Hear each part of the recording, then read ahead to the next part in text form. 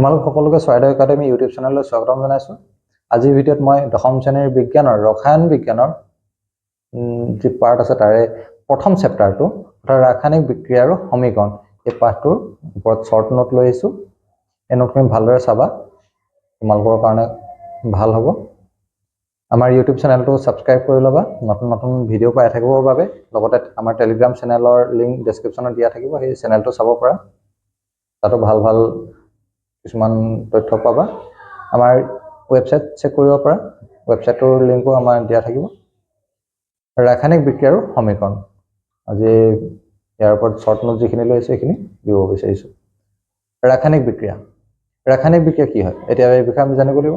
কোনো পদাৰ্থৰ ৰাসায়নিক পৰিৱৰ্তন ঘটি নতুন পদাৰ্থ উৎপন্ন হোৱা প্ৰক্ৰিয়াটোকে ৰাসায়নিক বিক্ৰিয়া বুলি কোৱা হয়। অৰ্থাৎ কিছুমান পদাৰ্থৰ ৰাসায়নিক পৰিৱৰ্তন ঘটিব আৰু এই পৰিৱৰ্তনৰ ফলত যদি নতুন পদাৰ্থ উৎপন্ন হয় তেতিয়াহ'লে তাকে কি বুলি কোৱা হ'ব? ৰাসায়নিক বিক্ৰিয়া বুলি কোৱা হ'ব। ৰাসায়নিক সমীকৰণ কি হয়? ৰাসায়নিক সমীকৰণ হৈছে ৰাসায়নিক বিক্ৰিয়া এটাক সংকেতৰ সহায়ত সংক্ষিপ্ত ৰূপত প্ৰকাশ কৰাকে ৰাসায়নিক সমীকৰণ বোলে।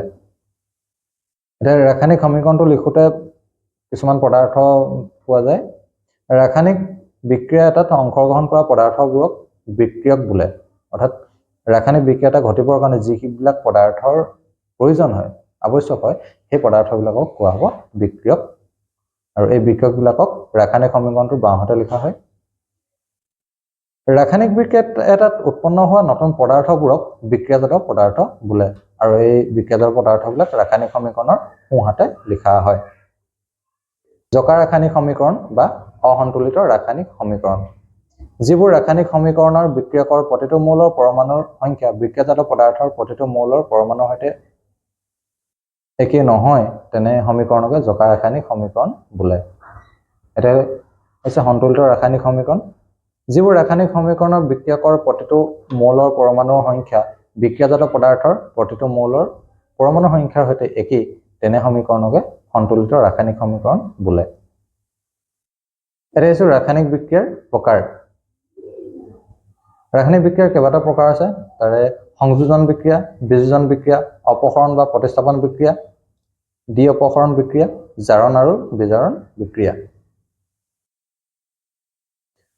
সংযোজন বিক্ৰিয়া কাক বোলে?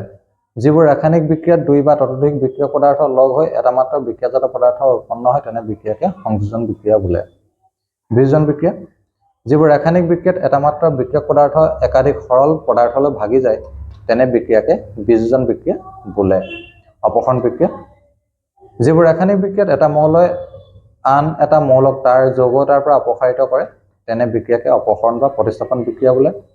দ্বি অপসৰণ বিক্ৰিয়া, যিবোৰ ৰাসায়নিক বিক্ৰিয়াত বিক্ৰিয়ক পদাৰ্থ দুটাৰ মাজত আয়নৰ বিনিময় ঘটে তেনে বিক্ৰিয়াকে দ্বি অপসৰণ বিক্ৰিয়া বোলে। জাৰণ আৰু বিজাৰণ বিক্ৰিয়া, ৰাসায়নিক বিক্ৰিয়া এটাত যদি পদাৰ্থ এটাই অক্সিজেন লাভ কৰে বা হাইড্ৰজেন হেৰুৱায় তেন্তে পদাৰ্থটোক কোৱা হ'ব জাৰিত হোৱা বুলি। আৰু যদিহে ৰাসায়নিক বিক্ৰিয়া এটাত পদাৰ্থ এটাই অক্সিজেন হেৰুৱায় বা হাইড্ৰজেন লাভ কৰে তেন্তে পদাৰ্থটোক বিজাৰিত হোৱা বোলে। আৰু যদি জাৰণ আৰু বিজাৰণ একেলগতে ঘটে তেতিয়াহ'লে তাক কোৱা হ'ব জাৰণ বিজাৰণ বা ৰেডক্স বিক্ৰিয়া। তাৰ সংজ্ঞাটো চাই লওঁ। যিবোৰ ৰাসায়নিক বিক্ৰিয়াত এটা বিক্ৰিয়ক পদাৰ্থ জাৰিত হওঁতে আন এটা বিজাৰিত হয় তেনে বিক্ৰিয়াকে জাৰণ বিজাৰণ বা ৰেডক্স বিক্ৰিয়া বোলে।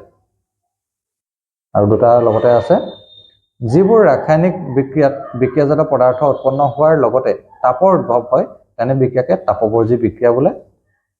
আৰু তাপগ্ৰাহী, যিবোৰ ৰাসায়নিক বিক্ৰিয়াত শক্তি শোষিত হয় তেনে বিক্ৰিয়াকে তাপগ্ৰাহী বিক্ৰিয়া বোলে। অৰ্থাৎ তাপ যদি গ্ৰহণ কৰে, যিকোনো শক্তি যদি গ্ৰহণ কৰে সেই বিক্ৰিয়াটো ঘটিবৰ বাবে তেতিয়াহ'লে তাক কোৱা হ'ব তাপগ্ৰাহী বিক্ৰিয়া। ইয়াৰ পাছৰ ভিডিঅ'ত মই ৰাসায়নিক বিক্ৰিয়া কেনেদৰে সন্তুলন কৰা হয় সেই বিষয়ে শিকাম। আৰু লগতে যি ৰাসায়নিক বিক্ৰিয়াৰ প্ৰকাৰ আছিলে প্ৰতিটো প্ৰকাৰৰ বিষয়ে মই ভালদৰে বুজাই দিম আৰু লগতে উদাহৰণো দিম। গতিকে আগন্তুক ভিডিঅ'বোৰ চাবলৈ নাপাহৰিবা। আজিৰ ভিডিঅ'ত ইমানটা সামৰণি মাৰিছোঁ। ধন্যবাদ।